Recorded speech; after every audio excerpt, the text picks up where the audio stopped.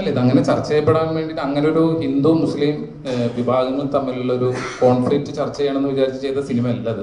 ഒരു ബ്ലഡ് പോലും ഈ സിനിമയിൽ ഇല്ല എന്നുള്ളതാണ്.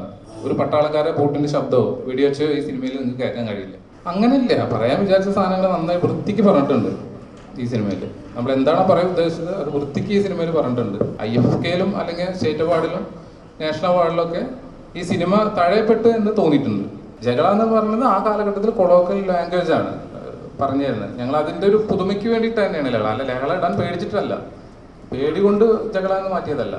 മാപ്പിള ലഹള എന്ന് പറയുമ്പോൾ തുടക്കത്തിൽ തന്നെ ചിന്തിക്കേണ്ട ഇപ്പോഴത്തെ സിറ്റുവേഷനിൽ ഞങ്ങളെ സംബന്ധിച്ചിടത്തോളം ഏറ്റവും പ്രധാനപ്പെട്ട വിഷയം എന്ന് പറഞ്ഞു കഴിഞ്ഞാൽ ഇപ്പൊ ഇത് ഹൈന്ദവരും ഒരു മുസ്ലിം വിഭാഗവും തമ്മിലുള്ള ലഹള തന്നെയായിരുന്നു ശരിക്കും പറഞ്ഞു കഴിഞ്ഞാൽ ചരിത്രം പരിശോധിക്കുമ്പോൾ. അപ്പൊ ഇവര് ഈ ആരെയും വേദനപ്പെടുത്താതെ ഈ സിനിമ എങ്ങനെ ചർച്ച ചെയ്യപ്പെടും എന്നുള്ളതാണ് ഞങ്ങൾക്ക് ആദ്യം അറിയേണ്ടത്. അല്ല, ഇതങ്ങനെ ചർച്ച ചെയ്യപ്പെടാൻ വേണ്ടിയിട്ട് അങ്ങനെ ഒരു ഹിന്ദു മുസ്ലിം വിഭാഗങ്ങൾ തമ്മിലുള്ള ഒരു കോൺഫ്ലിക്റ്റ് ചർച്ച ചെയ്യണമെന്ന് വിചാരിച്ച് ചെയ്ത സിനിമ അല്ല അത്. ഈ സിനിമ ആ കാലഘട്ടത്തിൽ നടന്ന, നേരത്തെ ഞാൻ പറഞ്ഞല്ലോ, നേരത്തെ സൂചിപ്പിച്ച പോലെ ആ കാലഘട്ടത്തിൽ നടന്ന, ഇപ്പൊ നമ്മളാണ് ആ കാലഘട്ടത്തിൽ ജീവിക്കുന്നതെന്ന് വിചാരിക്കുക. ഇപ്പൊ നമ്മളിവിടെ ഒരു യുദ്ധം നടക്കുന്നു, അല്ലെങ്കിൽ ഒരു വലിയ ഇഷ്യൂ നടക്കുന്നു, അല്ലെങ്കിൽ രണ്ട് വിഭാഗങ്ങൾ തമ്മിലുള്ള ഒരു ഇഷ്യൂ നടക്കുന്ന സമയത്ത് നിഷ്കളങ്കരായിട്ടുള്ള കുറേ ആളുകൾ ഉണ്ടായിരിക്കും. അവരുടെ ഒരു മാനസിക സംഘർഷങ്ങൾ ആരും ചിലപ്പോൾ കണ്ടെന്ന് വരില്ല. അങ്ങനത്തെ ഒരു ദരിദ്രനായ അല്ലെങ്കിൽ ഒരു ഫിസിക്കലി അത്ര ഫിറ്റ് അല്ലാത്തൊരാള് ആ കാലഘട്ടത്തിൽ ഇത്തരം ഒരു ഇഷ്യൂ നടക്കുന്ന സമയത്ത് ജീവിക്കാൻ എന്ത് ചെയ്യണം, ആ ലഹളയെ ചേരണോ അല്ലെങ്കിൽ അതിൽ നിന്ന് മാറി നിൽക്കണോ, എങ്ങനെ നിന്നാൽ ആ ജീവിതം മുന്നോട്ട് കൊണ്ടുപോവുക എന്ന് പറയുന്ന ഒരു ആത്മസംഘർഷം ഉണ്ട് അദ്ദേഹത്തിന്. ആ ആത്മസംഘർഷവും അതിൻ്റെ ഒപ്പം തന്നെ സഞ്ചരിക്കുന്ന ഒരു പ്രണയമാണ് ഈ സിനിമ പറയുന്നത്. പിന്നെ ഇപ്പൊ നേരത്തെ സൂചിപ്പിച്ച പോലെ ഹിന്ദു മുസ്ലിം സംഘർഷമില്ലാതെ ഈ സിനിമ എങ്ങനെ ചർച്ച ചെയ്യുന്നുള്ളതാണ്. പക്ഷെ നമ്മൾ ഈ സിനിമ ചെയ്തിട്ടുള്ളത് ഒരു സംഘർഷത്തിന്റെ ഒരു ആംഗിളിലല്ല. ഈ സിനിമയിൽ നിങ്ങൾക്ക് ഒരിക്കലും ഒരു വെടി, ഇടി, പുക ഈ സാധനങ്ങൾ ഇല്ല ഈ സിനിമയിൽ. ഒരു ബ്ലഡ് പോലും ഈ സിനിമയിൽ ഇല്ല എന്നുള്ളതാണ്. ഒരു പട്ടാളക്കാരെ ബൂട്ടിന്റെ ശബ്ദമോ വെടിവെച്ചോ ഈ സിനിമയിൽ നിങ്ങൾക്ക് കേൾക്കാൻ കഴിയില്ല. അപ്പൊ അതില്ലാതെ തന്നെ ഈ മലബാർ കലാപത്തിന്റെ ഒരു പശ്ചാത്തലത്തിൽ ഒരു മനോഹരമായ സിനിമ എങ്ങനെ പറയാമെന്നുള്ളതാണ് ഈ സിനിമയിലൂടെ നമ്മൾ പറയാൻ ശ്രമിച്ചിട്ടുള്ളത്. എന്നാൽ ലഹള നടക്കുന്നുണ്ട്. ആ ലഹള ഒരു പുഴയ്ക്ക് അക്കരയും ഇക്കരയായിട്ട് നടക്കുന്നു. അതിന്റെ അവസാന സമയത്തേക്ക് ഏത് സമയവും ഒരു നമ്മളിലേക്ക് ലഹള കടന്നു വരുമോ അല്ലെങ്കിൽ ഒരു സംഘർഷം കടന്നു വരുമോ, അങ്ങനെ ഉണ്ടല്ലോ. ഒരു ഭീതിയോട് കൂടിയിട്ട് ഒരു മനുഷ്യന് ജീവിക്കേണ്ടി വരിക. നമ്മളവിടെ ഇല്ലെങ്കിൽ പോലും മറ്റൊരു സ്ഥലത്ത് ഇന്നല്ലെങ്കിൽ നാളെ നമ്മളിലേക്ക് വരുമോ എന്ന് പറയുന്ന ഒരു ഭയത്തോടു കൂടി ജീവിക്കുന്ന ഒരു നിഷ്കളങ്കരായിട്ടുള്ള കുറെ ആളുകളുള്ള ഒരു ഗ്രാമത്തിന്റെ കഥയാണ്. ആ ഗ്രാമത്തിൽ നടക്കുന്ന ഒരു ലഹള ഉണ്ടോയെന്ന് ചോദിച്ചാൽ ലഹള എവിടെയോ നടക്കുന്നു, ഇന്നല്ലെങ്കിൽ നാളെ നമ്മളിലേക്ക് വരാം എന്നാണ് ഈ സിനിമ ചർച്ച ചെയ്യുന്നത്. അല്ലാതെ ഒരു ഹിന്ദു മുസ്ലിം കോൺഫ്ലിക്റ്റ് അല്ല ഈ സിനിമയിലൂടെ നമ്മൾ പറയാൻ ശ്രമിച്ചിട്ടുള്ളത്. അങ്ങനെ പറയുന്ന സിനിമകളാണ് മലബാർ കലാപത്തിനെ ബേസ് ചെയ്തിട്ട് വന്ന സിനിമകൾ. മാപ്പിള ലഹള എന്ന് പറയുന്ന അത് അങ്ങനെ തന്നെ കൊടുക്കാതെ ജഗള എന്ന പേര് കൊടുത്തതിന്റെ കാരണം ഇപ്പം റീസെന്റ് സുരേഷ് ഗോപിയുടെ JSK അനുഭവിച്ചുകൊണ്ടിരിക്കുന്ന ബുദ്ധിമുട്ട് ഉണ്ടാവാതിരിക്കാൻ മുൻകൂട്ടി കണ്ടുകൊണ്ട് ചെയ്തതാണോ? ഒരിക്കലുമില്ല.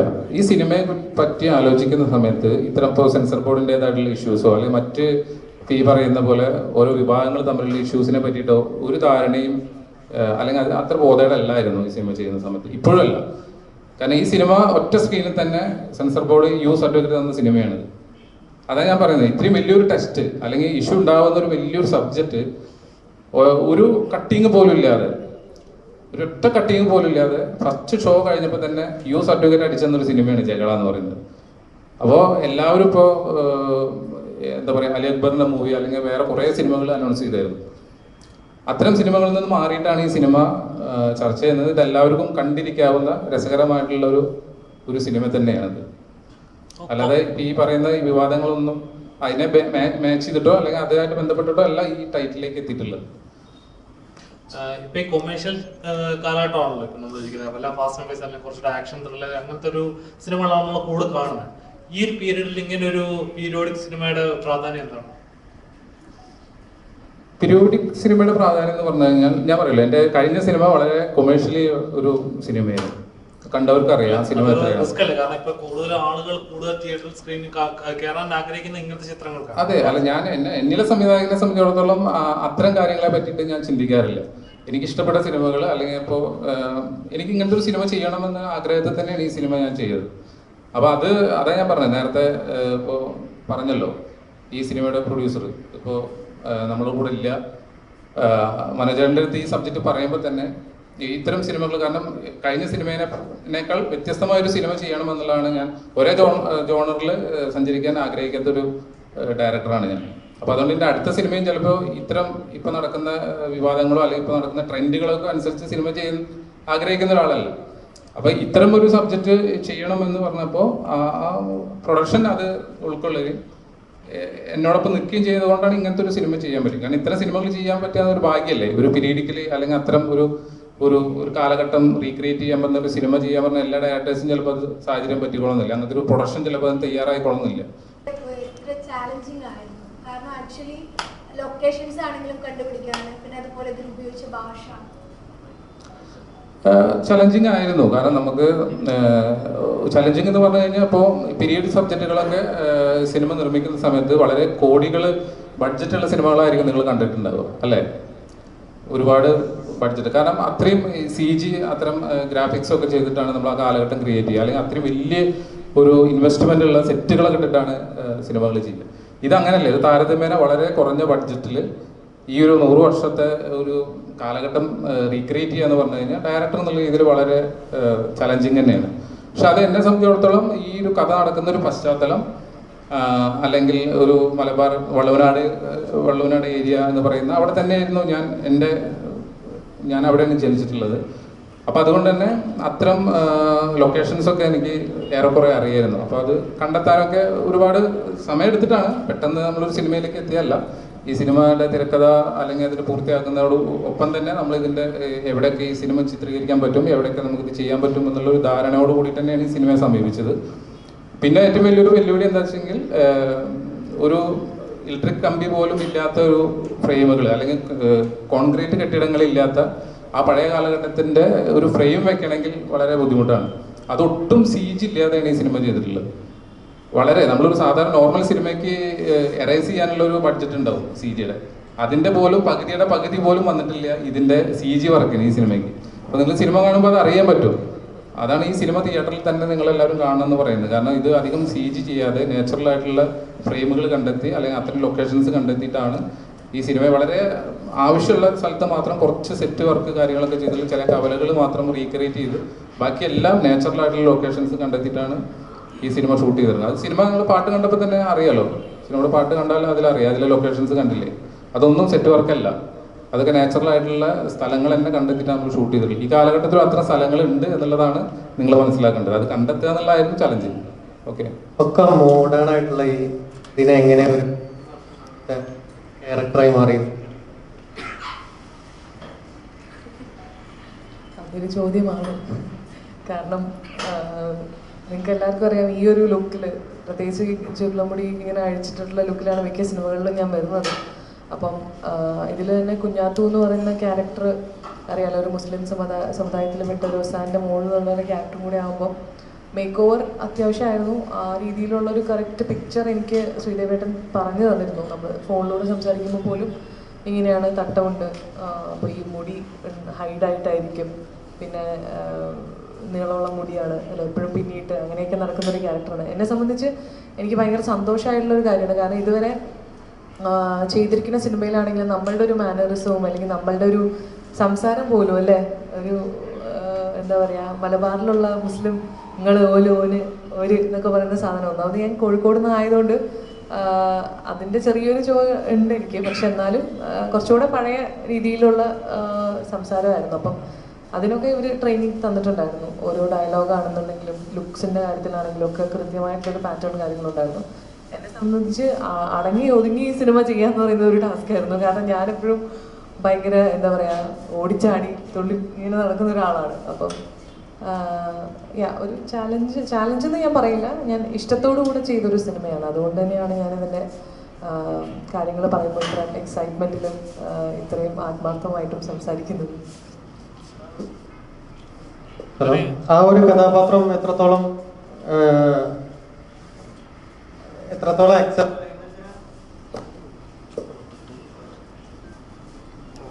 ഹലോ,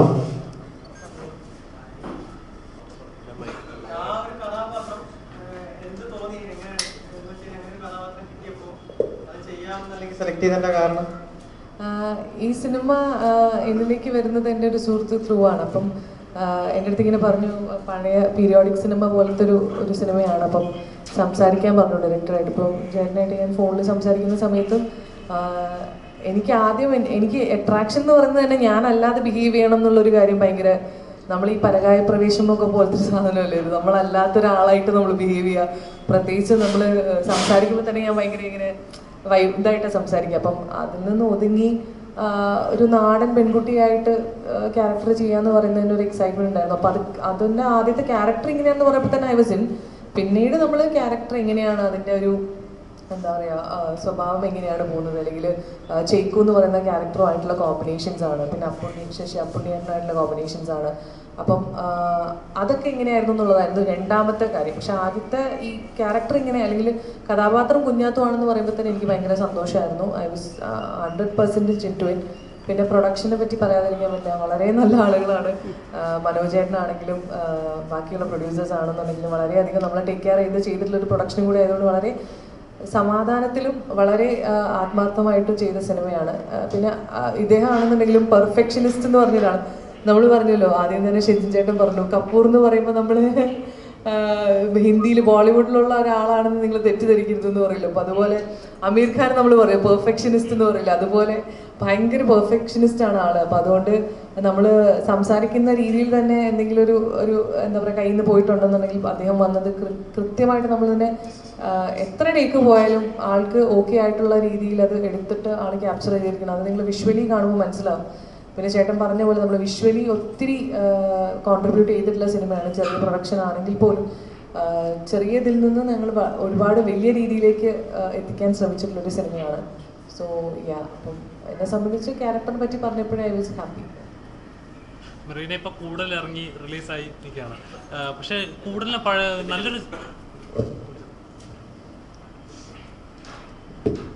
നല്ലൊരു സിനിമയായിരുന്നു, നല്ല പാട്ടുകളും നല്ല ഫീലിങ്ങുള്ള സിനിമയാണ്. പക്ഷെ തിയേറ്ററിൽ വലിയൊരു പുഷ് കിട്ടുന്നില്ല. എപ്പോഴെങ്കിലും തോന്നിയിട്ടുണ്ട് ഇങ്ങനെ നല്ല ചിത്രങ്ങൾക്ക് പോലും വേണ്ട രീതിയിൽ പുഷ് കിട്ടുന്നില്ലല്ലോ എന്നെപ്പോഴും ഫീൽ ചെയ്തിട്ടുണ്ടോ? അതൊരു ചോദ്യം തന്നെയാണ്. കാരണം എന്താണെന്ന് വെച്ചാൽ നമ്മളിപ്പം എത്ര നല്ല സിനിമ, എത്ര നല്ല കണ്ടന്റ് ഡെലിവർ ചെയ്താലും ഇത് ആളുകളിലേക്ക് എത്തിക്കുക എന്നുള്ളത് വളരെ ഇമ്പോർട്ടൻ്റ് ആണല്ലോ. കൂടുതലൊക്കെ ഞങ്ങളെ കൊണ്ട് പറ്റുന്ന രീതിയിൽ മാക്സിമം പ്രൊമോഷൻ ചെയ്തിട്ടുണ്ട്. എനിക്കൊന്ന് ഏറ്റവും കൂടുതൽ അതിൽ ബിപിനാണ് ഹാർഡ് വർക്ക് ചെയ്തിട്ടുള്ളത്. നിങ്ങളൊക്കെ ഞാൻ കഴിഞ്ഞ മാസം നേരിട്ട് കണ്ടിതാക്കിയിട്ടേ ഉള്ളൂ. അപ്പം നമ്മൾ ഒത്തിരി പ്രൊമോഷൻസും വീഡിയോസും ഒക്കെ ചെയ്തു. കണ്ടന്റ് വൈസ് ആണെന്നുണ്ടെങ്കിൽ നിങ്ങൾ ഒരിക്കലെങ്കിലും ആ സിനിമ കാണണം എന്നുള്ളത് ഞങ്ങൾ പറഞ്ഞിട്ടുണ്ടായിരുന്നു.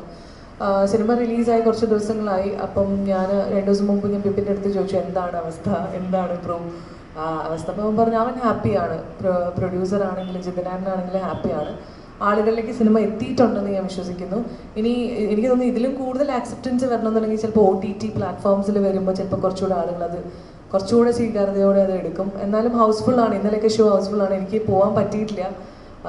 ഇനിയിപ്പം ഈ സിനിമയും കൂടെ റിലീസാവുന്ന സമയത്ത് നമുക്ക് മൊത്തത്തിൽ ആഘോഷിക്കാന്ന് വിചാരിക്കുന്നു.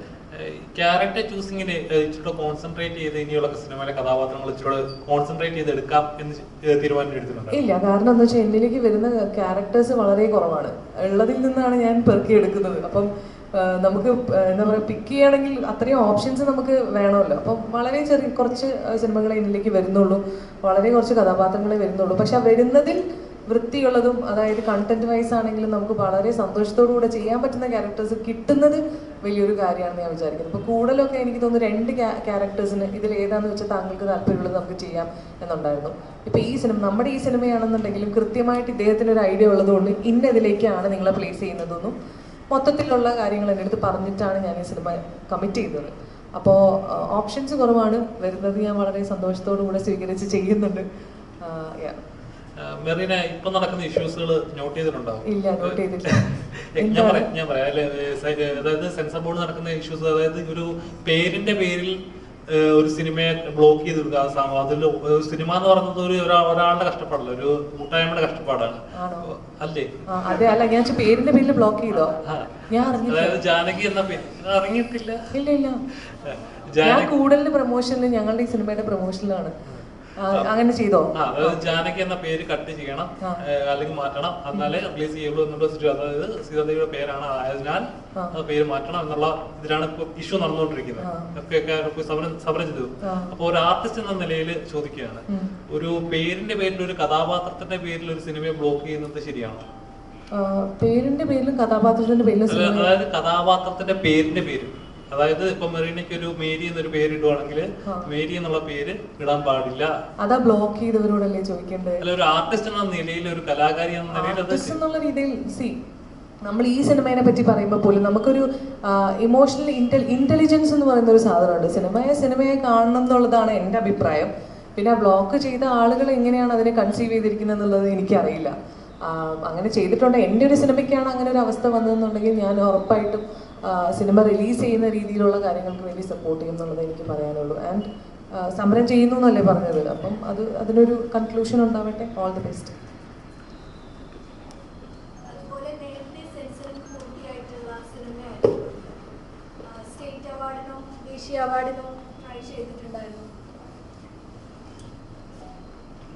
സ്വാഭാവികമായിട്ടും ട്രൈ ചെയ്യലോ.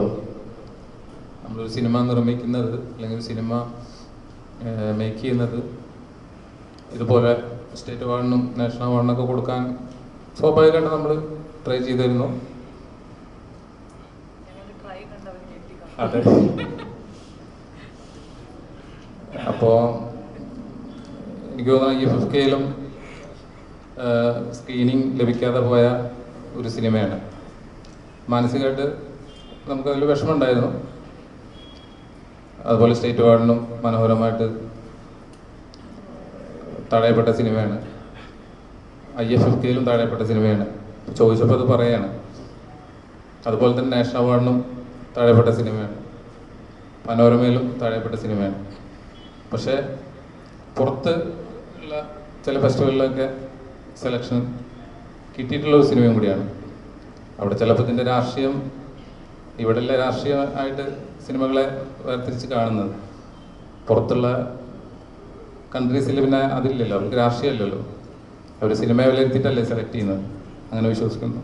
ഈ പറയുന്ന സ്ഥലത്തൊക്കെ നോമിനേഷൻ കൊടുത്തിരുന്നോ എല്ലാവർക്കും? ഏത് സ്ഥലത്ത്? ഈ പറയുന്ന സ്വാഭാവികമായിട്ടും കൊടുത്തിരുന്നു. പടം ജൂറി കാണുകയൊക്കെ ചെയ്തു. എന്തുകൊണ്ടായിരിക്കാം അത് നിങ്ങൾ സിനിമ കാണും പറയാൻ പറ്റും. അതിന് പറ്റിയ മസാലകൾ ഇല്ലാത്തതുകൊണ്ടാണ് രാഷ്ട്രീയ ഇടപെടലുകൾ സിനിമയെ സ്വാധീനിക്കാൻ തോന്നുന്നതുകൊണ്ടാണ്. അങ്ങനെ ആയിരിക്കാം.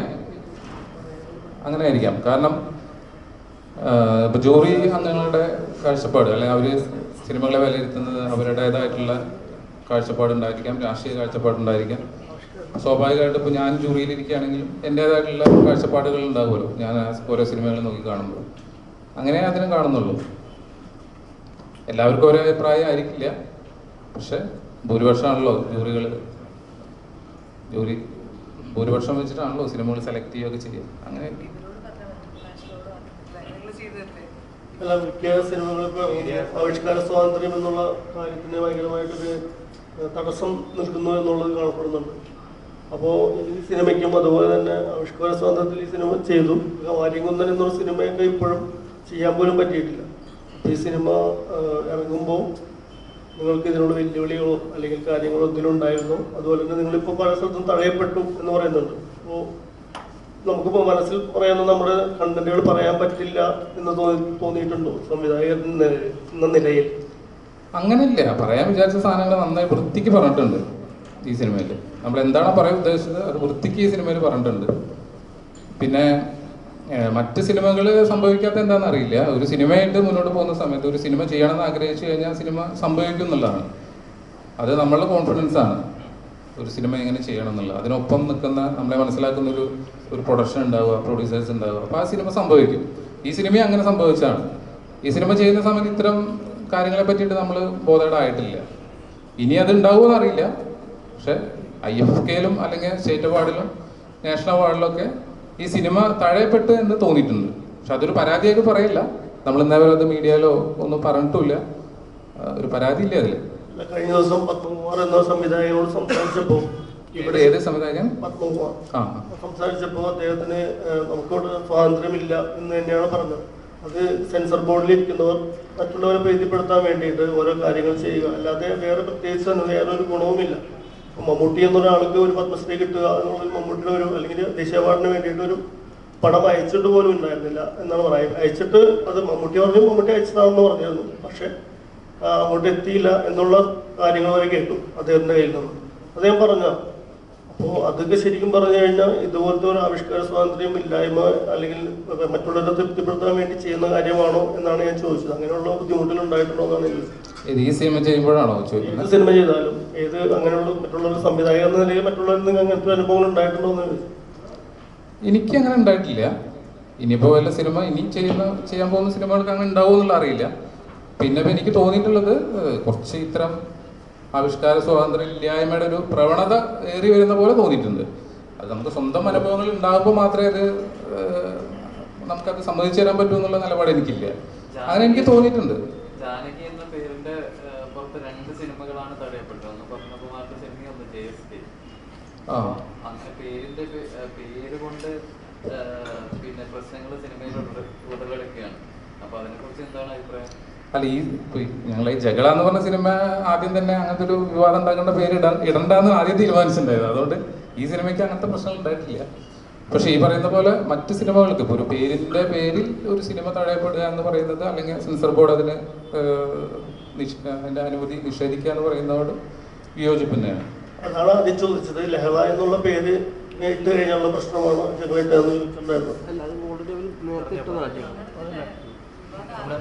അല്ല, ലഹള എന്നുള്ള പേര് ചോദിച്ചോണ്ട് പറയാം. ലഹള എന്നുള്ള പേര് ഇടാൻ പേടിച്ചിട്ട് ലഹള എന്നിട്ടതല്ല, ഇടാതിരുന്നതല്ല.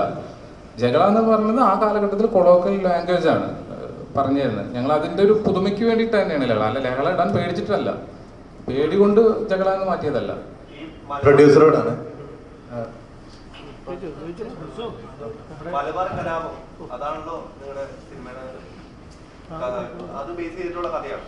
അപ്പൊ ഈ മലബാർ കലാപത്തിലെ ഏറ്റവും മുൻപിൽ നിന്നൊരു പേരാണ് വാരികുന്നത്ത് കുഞ്ഞമ്മദ് ഹാജി. ആ ഒരു പേര് വെച്ചിട്ട് ഇവിടെ ആഷിഖ് പൃഥ്വിരാജിനെ വെച്ചൊരു സിനിമ അനൗൺസ് ചെയ്തു. ആ സിനിമ അനൗൺസ് ചെയ്തപ്പോൾ തന്നെ ആ വഴിക്ക് പോയി. അപ്പോൾ നിങ്ങളുടെ സിനിമയില് ഈ വാരികുന്നത്തിന്റെ എന്തെങ്കിലും ഒരു കഥ മെൻഷൻ ചെയ്തിട്ടുണ്ടെങ്കിൽ അത് നിങ്ങളുടെ സിനിമയെ ബാധിക്കും എന്നുള്ളൊരു പേടി അങ്ങനെ ഉണ്ടാവും. അല്ലെങ്കിൽ ഈ ലഹളയുടെ ഈ കാര്യം പറയുമ്പോൾ എന്തായാലും ആ കഥയിൽ എന്തെങ്കിലും ഒരു സാധനം മെൻഷൻ ചെയ്തേ പോകേണ്ടി വരും സ്വാഭാവികമായിട്ട്. നമുക്ക് പടം കണ്ടിട്ടില്ല, ഞാൻ ചോദിക്കുകയാണ്. അങ്ങനെ എന്തെങ്കിലും ഞാനാണോ പറയേണ്ടത്? പ്രൊഡ്യൂസർ അല്ല, ഈ സിനിമയെ സംബന്ധിച്ചിടത്തോളം നമ്മൾ പറഞ്ഞല്ലോ, ഈ ജഗള ലഹള എന്നൊക്കെ കേൾക്കുമ്പോൾ തന്നെ അത് തൊട്ടാൽ പൊള്ളുന്നൊരു വിഷയമാണ്. പിന്നെ അന്നത്തെ ഈ പശ്ചാത്തലത്തിലൊരു കഥ പറയുമ്പോൾ തീർച്ചയായിട്ടും ഈ പറഞ്ഞ വാരിയംകുന്നത്ത് അഹമ്മദ് ഹാജി തീർച്ചയായിട്ടും ആ സിനിമയിലുണ്ടാവും. അത് ചിലപ്പോൾ ഇതിൽ കഥാപാത്രമായിട്ടില്ലെങ്കിൽ പോലും അങ്ങനെ ഒരു ജീവിച്ചിരുന്ന ഒരാളെ പരാമർശിക്കാതെ ഒരിക്കലും ഈ സിനിമ മുന്നോട്ട് പോകില്ല. ഇതിനെപ്പറ്റി കൂടുതലായിട്ട് ഇതിൻ്റെ തിരക്കഥ എഴുതിയ നമ്മളെ ഡയറക്ടർക്ക് തന്നെ കൂടുതൽ പറയാനുണ്ടാവും തോന്നുന്നു അദ്ദേഹത്തിന്. നിങ്ങൾ ചോദിച്ച പോലെ ഇപ്പോൾ വാരിയംകുന്നം പറഞ്ഞ കഥാപാത്രം അത് ഈ സിനിമയിലുണ്ടോയെന്ന് ചോദിച്ചിട്ടുണ്ട്. പക്ഷെ അത് നമ്മൾ ഇന്ന പോലെ ആ വാരിയംകുന്നനെ പ്രസന്റ് ചെയ്യണം, അല്ലെങ്കിൽ അങ്ങനെ കൺസീവ് ചെയ്യണം എന്നുള്ള നിർബന്ധം പിടിച്ചിട്ട് ഈ സിനിമ കാണുന്നതിനോട് വിയോജിപ്പുണ്ട് ഡയറക്ടർ എന്നുള്ള രീതിയിൽ. വാരിയംകുന്നൻ ഉണ്ട് ഈ സിനിമയിൽ, വാരിയംകുന്നനെ നിങ്ങൾക്ക് കാണാൻ കഴിയും. ഏത് രീതിയിൽ കാണണം എന്ന് ഷാഡി പിടിച്ചിട്ട് സിനിമ കാണാൻ വരരുത്, വാരിയംകുന്നനെ കാണാം. പ്രൊഡ്യൂസറാണ്. കഴിഞ്ഞ ദിവസം ഉർവശി പുതിയ മൂവി നിർമ്മാണത്തിലേക്ക് കടന്നായിരുന്നു. അപ്പോൾ പുള്ളിക്കാരൻ ആദ്യം ഒരു പ്രൊഡ്യൂസേഴ്സ് അസോസിയേഷൻ എന്ന് പറഞ്ഞതെന്ന് വെച്ച് കഴിഞ്ഞാൽ ഈ ഒരു സാഹസത്തിന് മുതിരണോ എന്ന് ചോദിച്ചെന്ന് പറഞ്ഞു. അപ്പൊ അത്രയും സീനിയർ ആയിട്ടുള്ള ഒരു ആക്ട്രസിനോടും അതുപോലെ സിനിമ കണ്ടു പരിചയമുള്ള ആളാണല്ലോ. അപ്പൊ അവരോട് പോലും അങ്ങനെ പറഞ്ഞ സ്ഥിതിക്ക് ഇപ്പൊ അങ്ങനെ എന്തെങ്കിലും തരത്തിലുള്ള ബുദ്ധിമുട്ട് ഈ സിനിമ നിർമ്മിക്കുന്നതിന് തുടക്കകാലത്ത് ആരെങ്കിലും സംസാരിച്ചിരുന്നോ?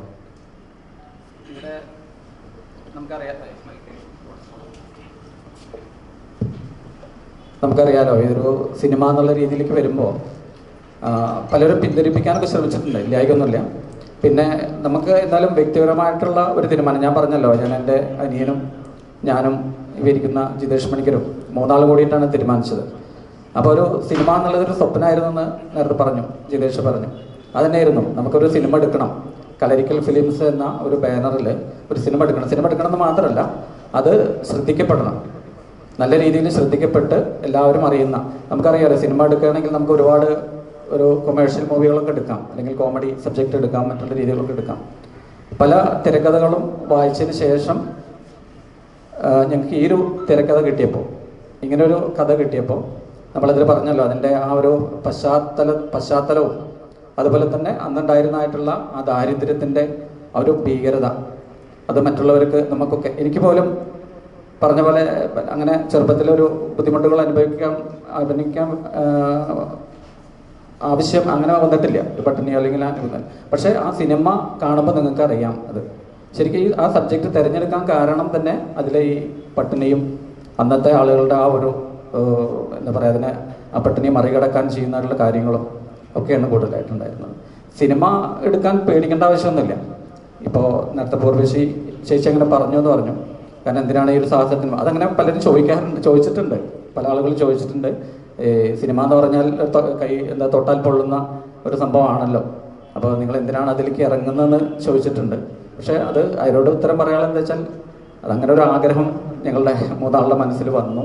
അത് നടപ്പിലാക്കണം എന്നുള്ള ഒരു നല്ലൊരു എന്താ പറയുക, നമുക്ക് ആ നടപ്പിലാക്കണം എന്നുള്ള ആ ഒരു ആഗ്രഹം കുറച്ച് ശക്തിയായിട്ട് അതിനുവേണ്ടി പ്രവർത്തിച്ചു, ചെയ്തു. ഇനിയും എന്താ പറയുക, ഇനിയൊരു സിനിമ നിർമ്മിക്കണം എന്നുള്ളൊരു ആഗ്രഹം കൂടി ഉണ്ട്, ഇല്ലായിക്കൊന്നുമില്ല. അപ്പോൾ അതുകൊണ്ട് ഇതിൽ പേടിച്ചില്ല എന്നുള്ള കാര്യം ഉറപ്പായല്ലോ. മറ്റുള്ളവരുടെ ഉപദേശങ്ങൾ നമ്മൾ സ്വീകരിക്കില്ല എന്നല്ല കേട്ടോ, പക്ഷെ നല്ല രീതിയിൽ നമുക്ക് ഇനിയും സിനിമകൾ നിർമ്മിച്ച് ഈ കളരിക്കൽ ഫിലിംസ് ഇനി മുന്നോട്ട് പോകണം എന്നാണ് എൻ്റെ ആഗ്രഹം, ഞങ്ങളുടെ ആഗ്രഹം. നമസ്കാരം. ഇവിടെ എൻ്റെ പേര് ദേവപ്രശാന്ത് എന്നാണ്. ഞാനൊരു 10ാം ക്ലാസ്സിലെ പ്രണയം എൻ്റെ പേര് കോ പ്രൊഡ്യൂസറുടെ ആയിരുന്നു. 10ാം ക്ലാസ്സിലെ പ്രണയം 2012 അതുകൂടാതെ ഞാൻ മാധ്യമപ്രവർത്തനം കൂടിയിട്ടാണ്. അപ്പോൾ ഞാൻ നമ്മുടെ ഫിലിം നേരിട്ടൊരു പ്രശ്നം പറഞ്ഞാൽ തിയേറ്റർ കിട്ടാതിരുന്നൊരു പ്രശ്നമായിരുന്നു. നമ്മൾ നല്ല ഫിലിമാണെങ്കിൽ പോലും റിലീസ് ചെയ്യാൻ ആ സമയത്ത് തിയേറ്ററിൽ കിട്ടാത്ത അങ്ങനെ എന്തെങ്കിലും പ്രശ്നങ്ങൾ നിങ്ങൾ നേരിട്ടിട്ടുണ്ടോ? നിങ്ങളുടെ നല്ലൊരു ഫിലിമാണ്, അത് റിലീസ് ചെയ്യുന്ന ഒരു പ്രോബ്ലംസ് നേരിട്ടിട്ടുണ്ടോ? ഇവിടെ എന്താ വെച്ചാൽ ഇതിപ്പോൾ നമ്മൾ കളരിക്കൽ ഫിലിംസ് തന്നെയാണ് ഇത് റിലീസ് ചെയ്യുന്നത്.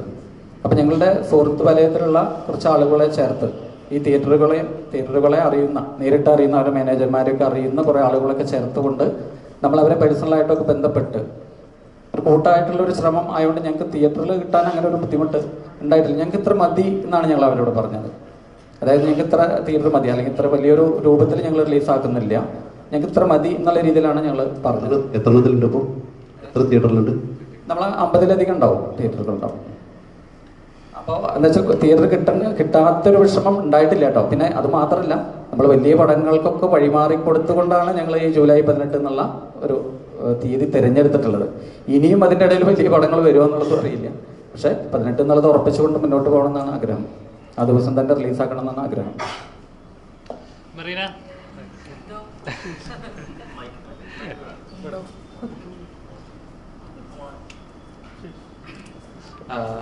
അതായത് ഇപ്പം നമ്മുടെ മലയാള സിനിമ ഏത് ഇൻഡസ്ട്രി എടുത്തു നോക്കിയാലും എല്ലാവരും പറഞ്ഞത് നമ്മുടെ മലയാള സിനിമയെന്ന് കണ്ടുപിടിക്കണം. അവർ കണ്ടന്റ് ഓറിയന്റഡ്, അവർ ആക്ടിങ് അതുപോലെ എക്സ്പീരിയൻസ്ഡ് ആയിട്ടുള്ള ആക്ടേഴ്സ് ചെയ്യുന്ന പോലെയാണ് ചെയ്യുന്നത്.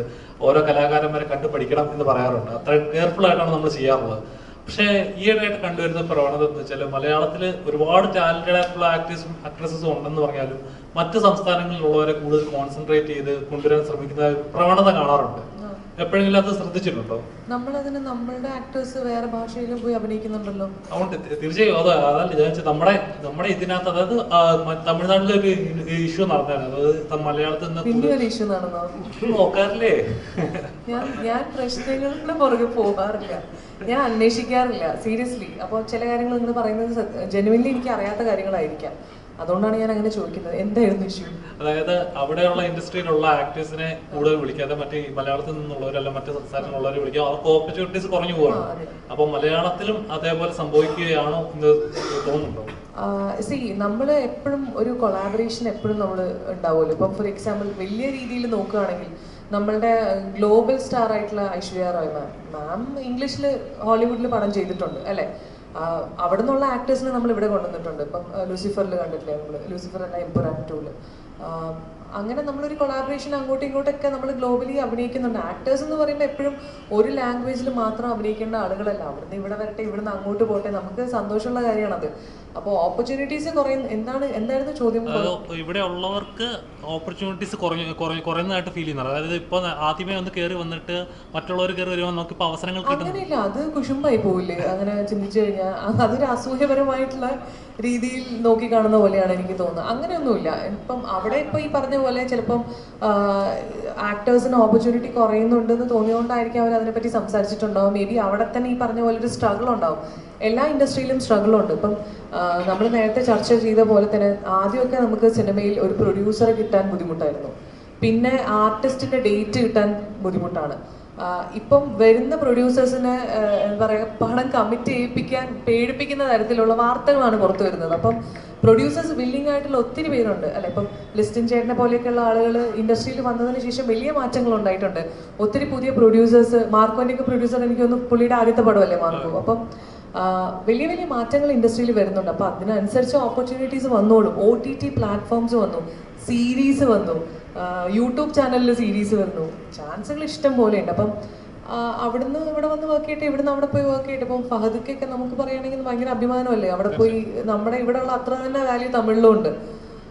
പിന്നെ നമ്മൾ പ്രശ്നങ്ങൾ മാത്രം അന്വേഷിച്ച് പോവുകയാണെങ്കിൽ നമുക്ക് എല്ലായിടത്തും പ്രശ്നം മാത്രമേ തോന്നുള്ളൂ അല്ല. നമ്മളതിനെ വേറെ രീതിയിൽ, നമ്മളുടെ പോയിന്റ് ഓഫ് വ്യൂ വളരെ ഇമ്പോർട്ടൻ്റ് ആണ്. നമ്മളൊരു കാര്യത്തിനെ എങ്ങനെ പെർസീവ് ചെയ്യുന്നു എന്നുള്ളത് വളരെ ഇമ്പോർട്ടൻ്റ് ആയിട്ടുള്ള കാര്യമാണ്. അപ്പം ചിലപ്പോൾ താങ്കൾ ചിന്തിക്കുന്ന രീതിയിലായിരിക്കില്ല ഞാൻ അതിനെ എടുക്കുന്നത്, ഞാൻ കാണുന്ന പോലെ ആയിരിക്കില്ല ചിലപ്പോൾ ഈ ചേട്ടൻ എടുക്കുന്നത്. അപ്പം ഡിഫറൻസ് ഉണ്ടാവും. അപ്പം എന്നെ സംബന്ധിച്ച് എല്ലാം പോസിറ്റീവാണ്. മറീനക്ക് മലയാള സിനിമയിൽ സ്വീകാര്യത കിട്ടിയിട്ടുണ്ടോ? എന്റെ പേര് ഇത്ര കൃത്യമായിട്ട് പറയുന്നത് മറീനക്ക് ശരിക്കും എന്റെ പേര് മറീന എന്നാണ്. മറീന എന്ന് വിളിക്കുന്ന ആളുകളുണ്ട്. സ്വീകാര്യത കിട്ടിയിട്ടുണ്ടോ ചെയ്യാൻ ചാൻസ് കുറവാണോ? ഞാൻ ഇപ്പൊ 10 വർഷമായി സിനിമയില്. അപ്പൊ നിങ്ങൾക്ക് എന്ത് തോന്നുന്നു വൈശു? എന്ത് തോന്നുന്നു താങ്കൾക്ക്? എന്ത് തോന്നുന്നു? 10 വർഷമായിട്ട് ഞാനൊരു ജോലിയിൽ സ്ഥിരമായിട്ടുണ്ടെങ്കിൽ താങ്കൾക്ക് എന്ത് തോന്നുന്നു? സ്ഥിരമായിട്ടുണ്ട്, പടത്തിലുണ്ടെന്നാ പറഞ്ഞ. പക്ഷെ നായികയായിട്ട് കൂടുതൽ സ്വീകാര്യത കുറവുണ്ടോ? ഞാൻ നായികയായിട്ട് തന്നെ അഭിനയിക്കണം എന്ന് എവിടെയും പറഞ്ഞിട്ടില്ല. പിന്നെ നായികയായിട്ട് കിട്ടുന്ന കഥാപാത്രങ്ങൾ എനിക്ക് ബോണസ് ആണ്, ലോട്ടറി അടിക്കുന്ന പോലെയാണ്. ഞാൻ എപ്പോഴും എൻ്റെ ആദ്യ സിനിമ എന്ന് ഞാൻ പറയില്ല, ഞാൻ എൻ്റെ തുടക്കകാലത്ത് അഭിനയിച്ച എബി എന്ന് പറഞ്ഞ സിനിമ വലിയ ക്യാൻവസ് ചിത്രമാണ്.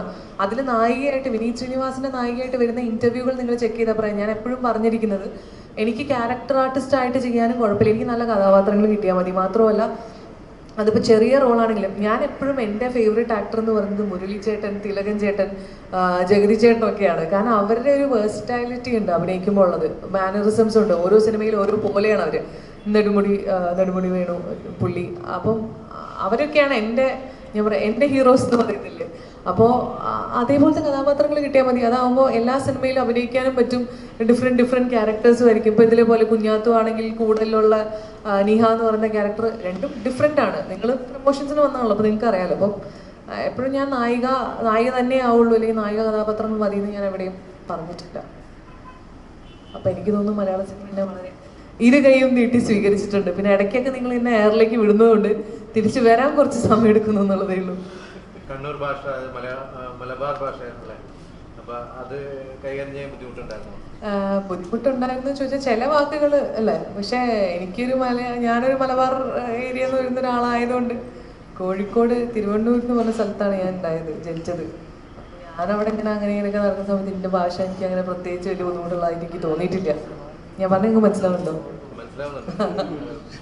പിന്നെ എൻ്റെ അടുത്ത സുഹൃത്ത് സുരഭി ലക്ഷ്മിയാണ്, അപ്പൊ പിന്നെ പ്രത്യേകിച്ച് പറയണ്ടല്ലോ. അല്ലെ, നോർമലി സംസാരിക്കുമ്പോ ആ ഭാഷ വരുന്നില്ല. അപ്പൊ സിനിമയില് അത് കൂടുതലായിട്ട് കൈകാര്യം അതേ ടോൺ പിടിച്ച് തന്നെ പോകണമല്ലോ. ഇതെന്താന്ന് വെച്ചാല് ഞാനിപ്പോ കുറച്ച് വർഷങ്ങളായിട്ട് കൊച്ചിയിൽ സെറ്റിൽഡ് ആണ്. അപ്പൊ ഞാൻ എൻ്റെ ഒറിജിനൽ അല്ലെങ്കിൽ എൻ്റെ ഒത്തന്റിക് സാധനം പുറത്തെടുത്ത് കഴിഞ്ഞാൽ ഒരാൾക്കും മനസ്സിലാവില്ല. അപ്പൊ അതുകൊണ്ട് കുറെ കാലമായിട്ട് ഈ കൊച്ചി എന്ന് പറയുമ്പോൾ നമ്മൾ പല പല നാടുകളിൽ നിന്നുള്ള ആളുകൾ വന്നു ചേരുന്ന സ്ഥലമാണല്ലോ. അപ്പം ആളുകളോട് സംസാരിക്കാൻ നമ്മളൊരു മീറ്റർ വിട്ട് ഒരു രീതി അങ്ങ് പിടിക്കും എല്ലാവർക്കും, അതായത് യൂണിവേഴ്സൽ ലാംഗ്വേജ് പോലെ. അങ്ങനെ സംസാരിച്ച് ആളുകൾക്ക് ഞാൻ എവിടുന്നാണ്, എൻ്റെ നാട് ഏതാന്ന് മനസ്സിലാവാത്ത രീതിയിലേക്ക്, ഇപ്പോൾ ചിലർ കോട്ടയം പറയും, പാലക്കാട് പറയും, തൃശ്ശൂർ പറയും, പക്ഷെ കോഴിക്കോട് എന്ന് ചോദിക്കുന്നത് വളരെ കുറവാണ്. ആൻഡ് ഞാൻ കോൺവെന്റ് സ്കൂളിലും കൂടിയാണ് പഠിച്ചത്. അതിൻ്റെ ഒരു ഗുണം ചില കാര്യങ്ങൾ എനിക്കുണ്ട്, ദോഷങ്ങളും ഉണ്ട്. അപ്പോൾ ചില എന്താ പറയുക ശൈലികളിൽ ബുദ്ധിമുട്ടുകൾ ഉണ്ടാകുമ്പോൾ ശ്രീദേവേട്ടൻ സഹായിച്ചിട്ടുണ്ട്, ഒരുപാട് സഹായിച്ചിട്ടുണ്ട്. പുള്ളിക്ക് അത് അങ്ങനെ തന്നെ വേണം എന്നുള്ള രീതിയിൽ കറക്ഷൻസ് നടത്തിയിട്ട് ബാക്കിയൊക്കെ നമ്മൾ ഡബ്ബിങ്ങിൽ പിടിച്ചു അല്ലേ, ഡബ്ബിങ്ങിൽ ചെയ്ത് ഒപ്പിച്ചിട്ടുണ്ട്. നിങ്ങൾ സിനിമ കണ്ടാൽ മനസ്സിലാവും. നോർമൽ ഇപ്പൊ ആ ഭാഷ കറക്റ്റ് സ്വന്തം ഭാഷ കോഴിക്കോട് ഇന്ന സ്ഥലത്ത് നിന്നാണ്, അവിടുത്തെ തനി ഭാഷ വന്നിട്ടില്ല എന്ന് പറയാമല്ലോ. അപ്പൊ ഞങ്ങൾക്ക് വേണ്ടി രണ്ടു വാക്ക് പറയാമോ ആ ഭാഷയില്? അങ്ങനെ പറയാനാണെങ്കിൽ ഇപ്പൊ നിങ്ങള് ഓന് ഓല് ഓള് എന്നൊക്കെ പറയുന്ന സാധനം മൊളിയാറ് എന്ന് പറഞ്ഞാൽ മുളക് ചാറ്, മൊളിയാറ് മീൻ കൂട്ടി കഴിച്ച് അങ്ങനത്തെ സാധനങ്ങളൊക്കെ ചിലപ്പോൾ എനിക്കൊന്ന് കൂടുതലും അങ്ങനെ കോഴിക്കോടുള്ള ആൾക്കാരോട് അവിടെ നിന്ന് ഇങ്ങോട്ട് കിട്ടുമ്പോഴായിരിക്കും എനിക്ക് അങ്ങോട്ട് പറയുമ്പോൾ കുറച്ചുകൂടെ ഫ്ലുവൻ്റ് ആവുക. അല്ലാതെ ഞാൻ ഇങ്ങനെ തന്നെയാണ് സംസാരിക്കുന്നത്. സിനിമ എന്തായാലും ജൂലൈ 18 ഇറങ്ങുവാണ്, ഒരുപാട് പ്രതീക്ഷകൾ ഉണ്ടാവും. എന്താണ് കാണാൻ പോകുന്ന പ്രേക്ഷകരോട് പറയുന്നത്? ഇതൊരു ഡിഫറെൻറ്റ് അപ്രോച്ചാണ് ഈ സിനിമ. ഞാൻ പറഞ്ഞതിൽ ഒരു 70 to 80% ഫിക്ഷൻ എന്നുള്ള രീതിയിൽ ഉള്ളൊരു സിനിമയാണ്. നമ്മൾ പീരിയഡ് സിനിമ റീക്രിയേറ്റ് ചെയ്യുമ്പോൾ അല്ലെങ്കിൽ പീരിയഡ് സിനിമ ചെയ്യുമ്പോൾ അതിൻ്റെതായിട്ടുള്ള കുറേ പ്രശ്നങ്ങൾ അഭിമുഖീകരിച്ച് ഞങ്ങൾ മുന്നോട്ട് പോയി ചെയ്തൊരു സിനിമ തന്നെയാണ്. പിന്നെ ഒരു കാര്യം കൂടെ പറയാനുള്ളത്, മനോജേട്ടൻ മാത്രമല്ല, ഇതിൽ നിന്ന് എനിക്കൊരു സുഹൃത്തിനെ കിട്ടിയിട്ടുണ്ടായിരുന്നു, ജോയൽ എന്ന് പറഞ്ഞിട്ട്. അദ്ദേഹം കഴിഞ്ഞ വർഷം മരിച്ചു. ജോയലിൻ്റെ കുറേ ഫോട്ടോഗ്രാഫ്സ് ഒക്കെ ഞാൻ സൂക്ഷിച്ചു വെച്ചിട്ടുണ്ട്. അപ്പോൾ ഒരുപാട് നല്ല ബന്ധങ്ങളൊക്കെ എനിക്ക് തന്നിട്ടുള്ള സിനിമയാണ്. അതിലുപരി വളരെ ഇമ്പോർട്ടൻറ്റ് റെലവൻ്റ് ആയിട്ടുള്ള ഒരുപാട് കാര്യങ്ങൾ പറയുന്നതും, ഈ പട്ടിണി നേരത്തെ സാർ പറഞ്ഞില്ലേ, പട്ടിണിയെ നമ്മളെങ്ങനെ ഫേസ് ടു ഫേസ് അതെങ്ങനെ അഭിമുഖീകരിച്ചു എന്നുള്ള കാര്യങ്ങൾ, പിന്നെ ഒരുപാട് ആർട്ടിസ്റ്റുകളുടെ ഒരു കൊളാബറേഷനാണ്, ശ്രീദേവേൻ്റെ ഒരു ഹാർഡ് വർക്കാണ്, ഇവരുടെ ആദ്യത്തെ പരിപാടിയാണ്. അപ്പോൾ അതുകൊണ്ട് തന്നെ ഇത് വളരെയധികം നല്ല രീതിയിൽ സക്സസ്ഫുൾ ആവണമെന്ന് ആഗ്രഹമുണ്ട്. അപ്പോൾ ഇനി അടുത്ത ഇൻ്റർവ്യൂവിന് നമ്മൾ കാണുമ്പോൾ ഞാൻ ചോദിക്കും നിങ്ങൾ സിനിമ കാണുന്നു. അപ്പോൾ നിങ്ങൾ എന്തായാലും സിനിമ കാണണം. നിങ്ങൾ കണ്ടിട്ട് വേണം മറ്റുള്ള ആളുകളെ അറിയിക്കാൻ. നിങ്ങളുടെ അടുത്താണ് ആദ്യമായി ഞങ്ങൾ ഈ സിനിമയെ പറ്റിയിട്ട് തുറന്ന് സംസാരിക്കുന്നത്. അപ്പോൾ ഫ്രണ്ട്സിനോടും എല്ലാവരോടും പറയാം, ഈ ഒരു ചേച്ചി ഒരു സിനിമയിൽ പറഞ്ഞു എന്താണ് ഉള്ളത് എന്ന് അറിയണമല്ലോ എന്ന് പറയുന്നില്ലേ, കത്തിൽ എന്താണ് ഉള്ളത് എന്ന് അറിയണം എന്നുള്ള പോലെ ഈ സിനിമയിൽ എന്താണെന്നുള്ളത് അറിയണം എന്നുണ്ടെങ്കിൽ സിനിമ ഒരു തവണയെങ്കിലും കാണണം. നമ്മൾ നല്ലൊരു ഭക്ഷണം ഉണ്ടാക്കിയിട്ട് അത് വിളമ്പി ആളുകൾ കഴിച്ചാൽ മാത്രമേ നമുക്ക് അതിൻ്റെ ഒരു റിവ്യൂ അറിയാൻ പറ്റുള്ളൂ. അപ്പോൾ നിങ്ങൾ കഴിക്കുക, തുറന്നിരുന്ന് കഴിക്കുക സമാധാനമായിട്ട്, എന്നിട്ട് റിവ്യൂ അറിയിക്കുക. Thank you so much and thank you ഇവിടെ വന്നതിനും സഹകരിച്ചതിനും.